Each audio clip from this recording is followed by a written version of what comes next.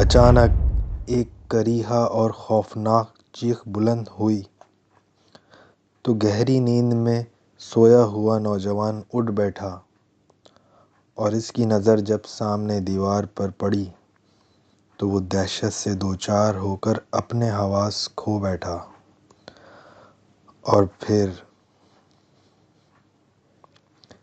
رات کے سناٹے میں خوف و ہراس پھیلاتی حقیقت سے قریب تر دماغ کو محبوط کرتی کہانی چلیں آپ سے شیئر کرتے ہیں۔ ہم چند دوست جب FSC کے فائنل ایگزام سے فارغ ہوئے تو سیر کے لیے مری جانے کا پروگرام بنایا۔ ابتدا میں گھر والوں نے باز رکھنے کی کوشش کی مگر بعد میں ہماری ضد کے آگے جھک گئے۔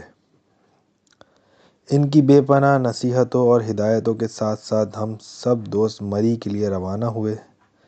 جب مری پہنچے تو ابو کے ایک دوست کے آفس کے اوپر بنے آفیشل ریسٹ ہاؤس میں ہم سب کی رہائش کا بندوبست تھا۔ ہمارے لیے 2 بیڈ روم تھے۔ ایک نسبتاً بڑا بیڈ روم تھا جس میں 3 ڈبل بیڈ لگے ہوئے تھے۔ اس کے ساتھ کا بیڈ روم چھوٹا تھا، وہاں 2 سنگل بیڈ لگے ہوئے تھے۔ ان کمروں کے باہر چھوٹی سی جگہ تھی، یہاں سے 5 سیڑھیاں اوپر جاتی تھیں۔ اوپر ہال میں شاندار میوزک سسٹم اور سٹنگ ارینجمنٹ دیکھ کر دل باغ باغ ہو گیا۔ ہال کے سامنے بڑے بڑے سلائڈنگ ڈورز تھے، یعنی ایک طرف ہال میں دیواریں نہ تھیں، بڑے بڑے شیشے لگے ہوئے تھے اور شیشوں کی دوسری طرف چھت تھی، بہت بڑی سی۔ شام کو ہم وہ سلائڈنگ ڈورز ہٹا کر چھت پر بیٹھ گئے۔ بہت اچھی ٹھنڈی ہوا چل رہی تھی۔ اونچی آواز میں ڈیگ سننے کا مزہ آ گیا۔ حسن کچھ کچن سے چائے بنا لایا۔ ہم پانچوں نے کچھ دیر تو عمر کا انتظار کیا، لیکن پھر نوید اسے بلانے کے لیے چلا گیا اور آ کر کہا کہ وہ نہا رہا ہے۔ ہم سب چائے پینے لگے۔ میوزک سننے، باتیں کرنے میں خیال ہی نہ رہا کہ کتنا وقت گزر گیا ہے۔ جب 1.25 گھنٹہ گزر گیا تو اچانک نوید بولا، یار عمر نہیں آیا۔ میں اٹھ کر نیچے گیا، اسے آواز دی تو غسل خانے سے مغلظات کا سیلاب امڑنے لگا۔ مجھے پہلے تو کچھ سمجھ نہ آئی، پھر احساس ہوا کہ وہ چلا رہا ہے کسی نے شرارت سے باتھ روم کا دروازہ باہر سے لاک کر دیا۔ میں نے فوری طور پر دروازے کا نوب گھمایا، دروازہ کھل گیا۔ باہر آتے ہی وہ چیخا، 1 گھنٹے سے چیخ رہا ہوں، حد ہو گئی۔ سوری یار، ہم باہر تھے، چھت پر ڈیگ بھی بلند آواز میں بج رہا تھا۔ ہم نے سوچا شاید اتنے خوبصورت باتھ ٹب سے نکلنے کا تیرا دل ہی نہیں کر رہا۔ وہ سنی انسنی کرتے ہوئے بولا، مجھے یہ بتاؤ کنڈی کس نے لگائی تھی باہر کی؟ اب سب چپ، عمر چپ چاپ نوید کو گھونٹ رہا تھا۔ نوید قسمیں کھانے لگا کہ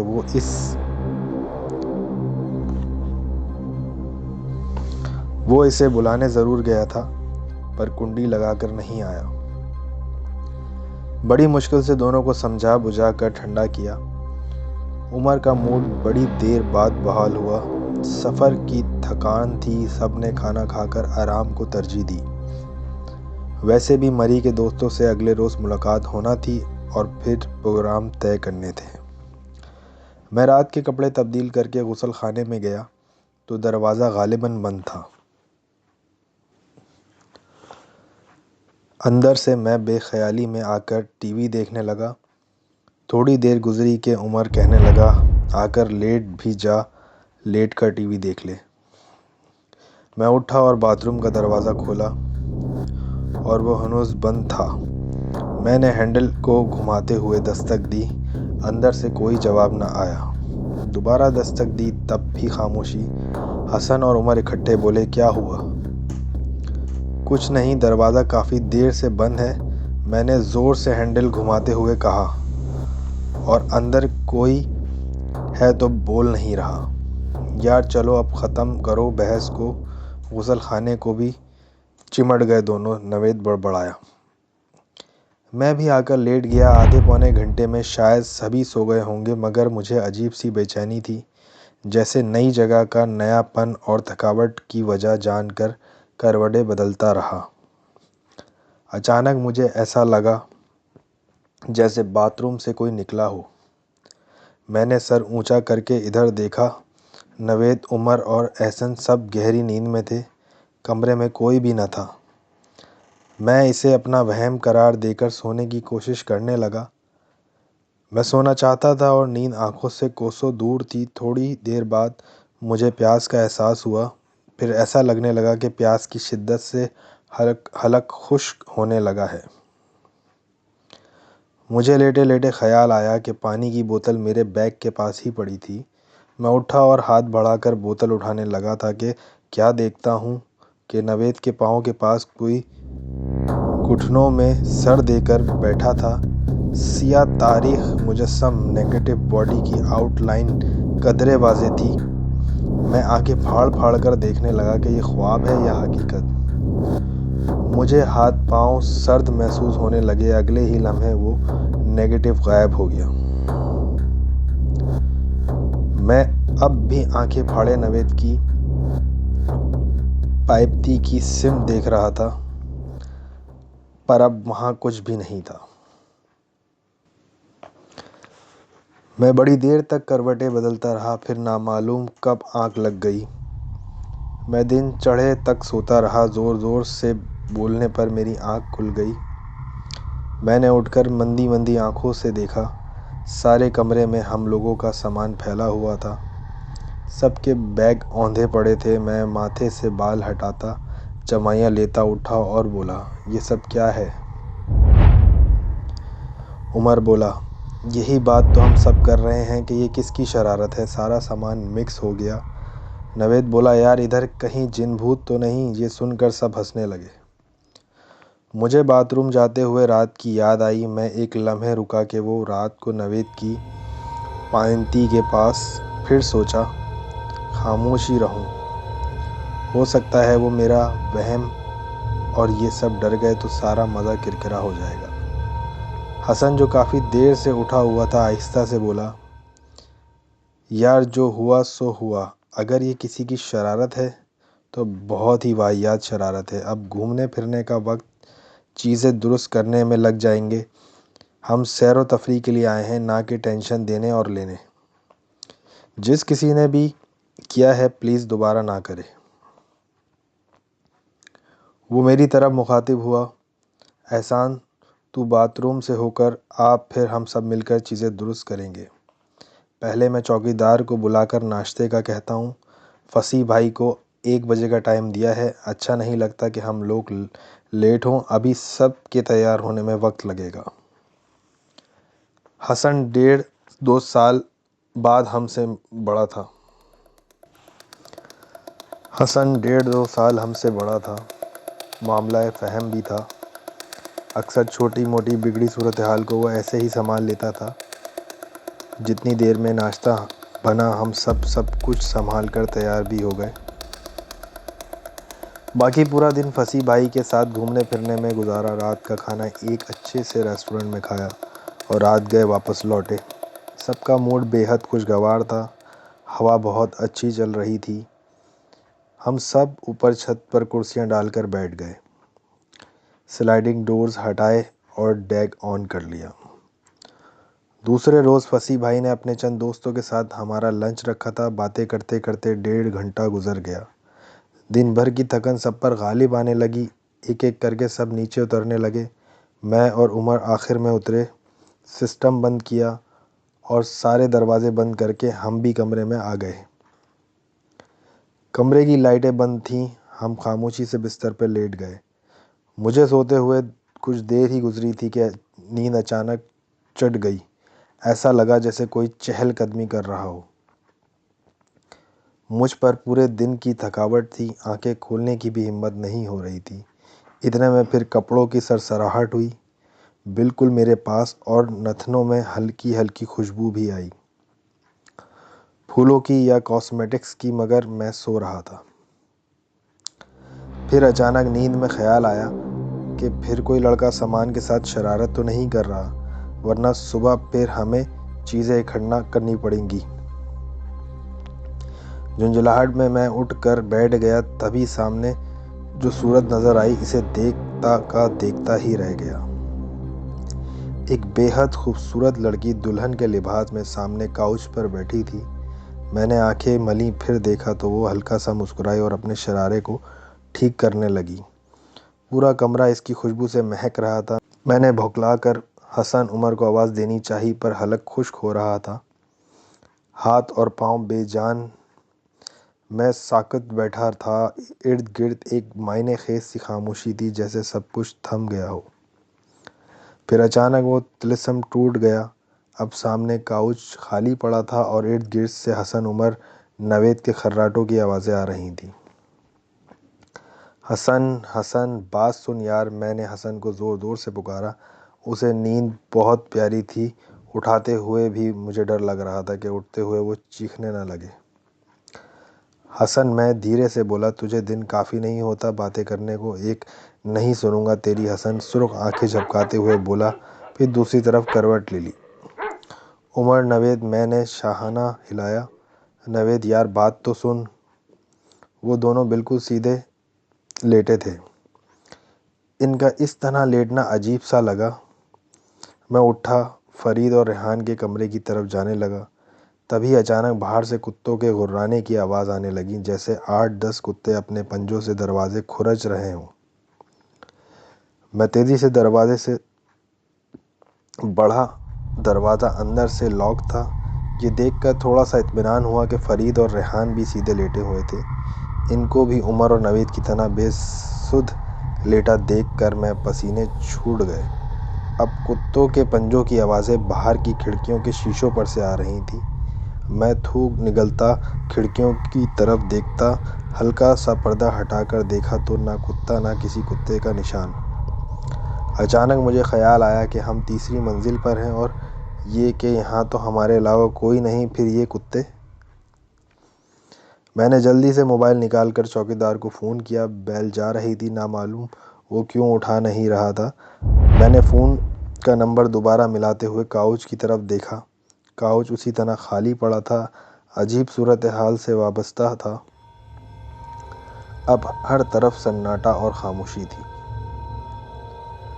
سب پڑے سو رہے تھے۔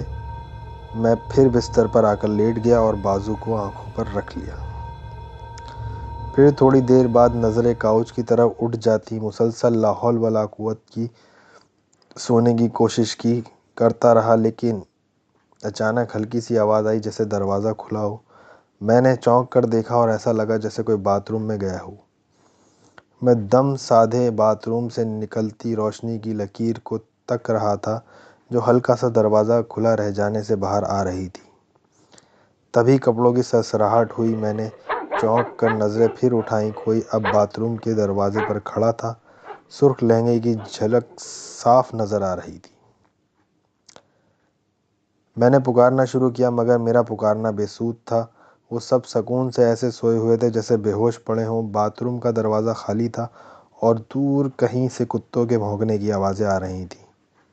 میں اپنے بیڈ کے ساتھ لیمپ روشن کرتے آلتی پالتی مار کر بیٹھا، سوچا مجھے اتنی بار تو وہم نہیں ہو سکتا۔ اس چوکیدار کی بھی خبر لوں گا جو فون نہیں اٹھا رہا تھا۔ یقیناً یہ جگہ آصف زدہ ہے۔ صبح ناشتے پر ان سب سے بات کروں گا۔ خود سے باتیں کرتے ہوئے میں آیت الکرسی اور چاروں کل پڑھ کر سو گیا۔ اچانک میری آنکھ ایک ہلا دینے والی چیخ سے کھل گئی۔ میں اٹھ کر بیٹھ گیا۔ عمر درد کی وجہ سے بیڈ سے نیچے پڑا چیخ رہا تھا۔ نوید اور حسن ویسے ہی بے خبر سو رہے تھے۔ عمر کی چیخوں کے درمیان ایک اونچا نسوانی قہقہہ گونجا۔ میں نے بے ساختہ کاؤچ کی طرف نظر ڈالی۔ اب وہ دلہن اپنے ہاتھوں میں اپنا سر تھامے اونچے اونچے قہقہے لگا رہی تھی اور اس کی گردن سے بھل بھل خون پورے فرش کو رنگین کر رہا تھا۔ میں نے بمشکل اپنے حواس متحمل کرتے ہوئے اونچی آواز میں آیت الکرسی پڑھنی شروع کر دی۔ میں نے عمر کو اٹھا کر بیڈ پر لیٹاتے ہوئے کہا، تم بھی آیت الکرسی پڑھو۔ وہ سامنے دیکھ رہے ہو کاؤچ پر؟ काउच पर। उमर ने हैरत से कहा, काउच तो खाली पड़ा है। ये हंसने की आवाज़ें कहाँ से आ रही हैं? मैंने स्विच पर हाथ मारकर रोशनी कर दी। उमर का रंग किसी मुर्दे की तरह सफ़ेद पड़ गया। हसन, जल्दी उठ जा। खिलाफ तवक्के वो उठकर बैठ गया। दुल्हन के कहकों और उमर की चीखों के दरमियान इसकी गिगगिया हुई आवाज़ आई, ये क्या है? इतने में काउच के साथ टेबल पर पड़ी पानी की बोतल लहराई। नवेद के सर पर हवा में उल्टी मौलिक हो गई। सारा पानी इसके सर पर आ गिरा और वो बेखबर पड़ा सो रहा था। फिर हंसती हुई दुल्हन के कहके बंद हो गए और इसने एक ज़ोरदार चीख मारी। फिर अपना सर अपने हाथों में थामे गुसलखाने की तरफ भागी। फटी फटी आंखों में हैरत और खौफ, लहू से सुर्ख होता हुआ फर्श। पता नहीं मैं बेहोश क्यों नहीं हुआ था। हसन सामने बैठा मुझे गहरी नज़रों से देख रहा था और फिर इसने गिलास में पानी डालकर खुद भी पिया और मुझे भी दिया। ये बोरिया बिस्तर उठाओ और ये फरीद और रेहान को भी उठाओ। इतने क़यामत का शोर मचा है और वो पड़े सो रहे हैं।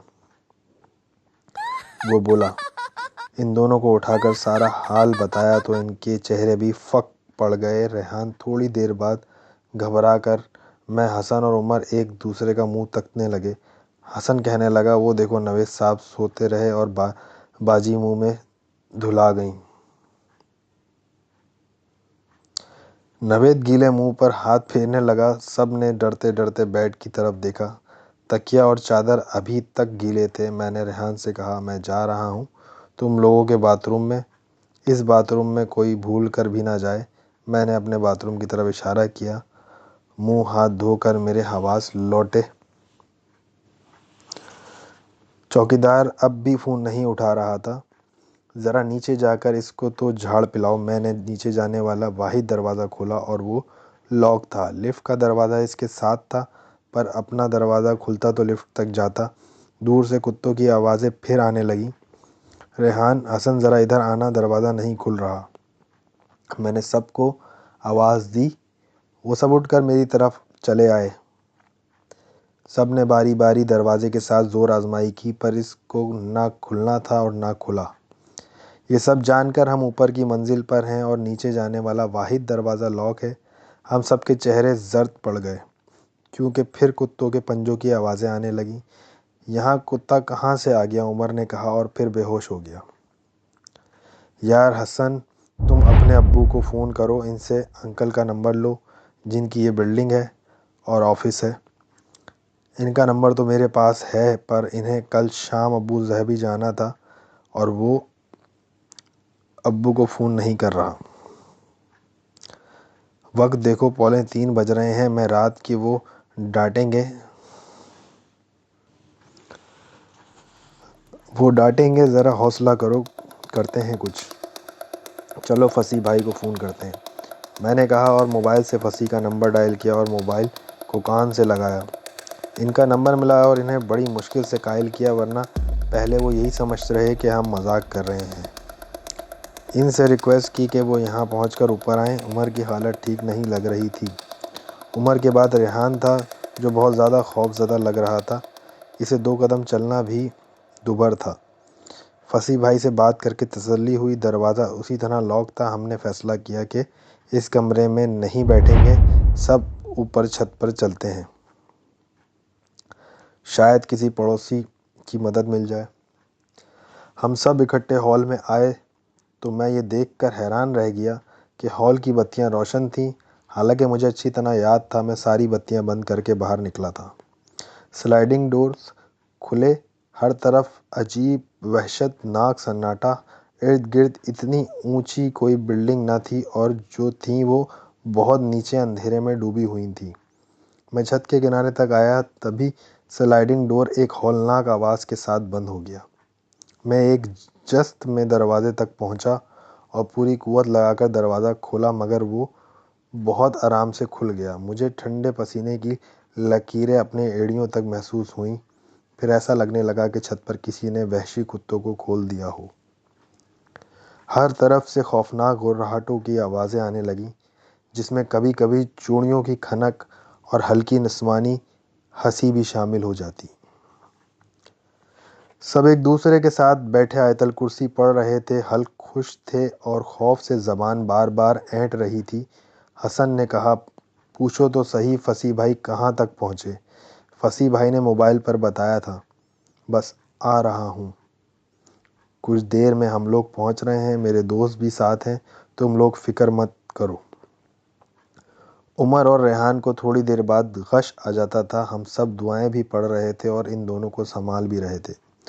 خدا خدا کر کر 20 منٹ بعد فصیح بھائی کی کال آئی کہ وہ نیچے پہنچ گئے ہیں۔ انہوں نے سوئے ہوئے چوکیدار کو اٹھایا، اسے چابی لانے کو کہا، پھر بقول ان کے چابی لگانے کی نوبت ہی نہ آئی۔ دروازہ تو آدھا کھلا ہوا تھا، ہم کیا کہہ سکتے تھے سوائے ایک دوسرے کا منہ تکنے کے۔ چوکیدار کو مختصر سارے حالات بتاتے وہ بظاہر حیرت کا اظہار کرنے لگا۔ اس کی شکل بتا رہی تھی کہ وہ بظاہر کچھ نہ کچھ ضرور جانتا ہے۔ فصیح بھائی کے زور دینے پر بولا، لڑکے سیر و تفریح کو آئے ہیں، میں آپس میں مستی کر رہے ہوتے ہیں۔ ریحان نے چوکیدار کو گھورتے ہوئے کہا، یہاں مہمان نہ ہوتے تو تجھے مزہ چکھاتا، خیر مزہ تو تم اب بھی چکھ لو گے جب تمہارے مالکوں کو بتائیں گے کہ تم رات بھر سوتے رہتے ہو۔ چوکیدار چپ کر کے کھڑا رہا۔ یہ طے ہوا کہ 5 تو بجنے کو ہیں، جیسے تیسے 2-2.5 گھنٹے گزار کر ابو کے اٹھنے کا انتظار کیا جائے اور ان سے آگے کا پوچھیں کہ فصیح بھائی نے بہت کہا کہ ان کے فلیٹ پر چلیں، پر ان کے گھر پر پہلے ہی مہمان آ رہے تھے، ہمیں منہ اٹھا کر ان کی طرف جانا نامناسب نہیں لگ رہا تھا۔ چوکیدار نے آفس کھول دیا تھا۔ فصیح بھائی کے ساتھ جا کر حسن باہر سے جوس ڈھونڈ لے آیا۔ سب نے پیا تو ذرا حواس بحال ہوئے۔ ہم واپس اسلام آباد آئے تو ابو نے بتایا کہ میری رضا سے بات ہوئی تھی۔ اس نے بتایا کہ 7-8 برس قبل وہاں کسی دلہن کا قتل ہوا تھا۔ کیا میں اچھل پڑا، کیا واقعی؟ ہاں، اس نے بتایا تھا کہ اس کے دوست بحرین سے آئے تھے، وہ اسی حصے میں مہمان ٹھہرے تھے، ان میں سے ایک لڑکے کی شادی ہوئی تھی، وہ اپنی دلہن کو لے کر ادھر ہی آ گیا۔ نامعلوم کیا قصہ ہوا، زیادہ تفصیلات معلوم نہیں، پر یہ پتہ چلا کہ پہلی رات ہی دلہن کا قتل ہو گیا تھا۔ ان لڑکوں پر پولیس کیس بھی بنا تھا، پھر بعد ازاں معاملہ رفع دفع ہو گیا۔ دراصل بات دبا دی گئی تھی۔ رضا کا کہنا ہے کہ ہو سکتا ہے آپ کے بیٹے اور دوستوں کے ساتھ جو کچھ ہوا وہ اسی سلسلے کی کڑی ہو۔ میں دم بخود ابو کی بات سن رہا تھا۔ اس نوعمر لڑکی کے ماتھے پر جڑا ٹپکا اور گردن سے ابلتا ہوا خون، اف نہ جانے بیچاری کے ساتھ کیا بیتی ہوگی، اس کی روح اب تک بھٹکتی پھر رہی ہے۔ میں اور ابو افسوس کرتے رہے۔ ابو یہ کہتے ہوئے اٹھ کھڑے ہوئے کہ کب کس کے ساتھ کیا پیش آ جائے کچھ نہیں کہا جا سکتا۔ قصہ ختم ہونے سے پہلے امی کو بھی سن لیں۔ میں نے ان کی پریشانی کے خیال سے ان سے واقعے کا ذکر نہیں کیا تھا۔ مجھے لوٹے تیسرا روز تھا، میں ان کے کمرے میں تھوڑی دیر کے لیے آ لیٹا۔